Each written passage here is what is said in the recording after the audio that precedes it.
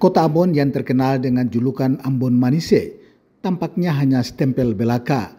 Betapa tidak, taman yang dahulu menjadi pusat keramaian dan memiliki nilai sejarah ini cuma tinggal nama karena sudah menjadi lahan tidur dan tidak terurus. Pemerintah kota maupun provinsi tampaknya belum berniat mengembalikan taman ini sesuai peruntukan sebagai pusat hiburan maupun tujuan wisata. Betapa mirisnya lokasi ini. Taman yang dahulu indah dan tertata rapi kini ditumbuhi ilalang dan rerumputan serta ternak yang dengan leluasa tinggal di dalamnya. Bukan saja itu, gubuk liar yang dibangun warga juga turut memberikan andil bagi pemandangan wajah kota Ambon.